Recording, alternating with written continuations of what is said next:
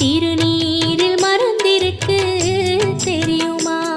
அதை தினம் அணிந்தால் புகழிருக்கு புரியுமா? கந்தன் திருநீரில் மறந்திருக்கு தெரியுமா? அதை தினம் அணிந்தால் புகழிருக்கு புரியுமா? கந்தன் திருநீரில் மறந்திருக்கு தெரியுமா? நெற்றிக் கண்ணில் பிறந்தவர்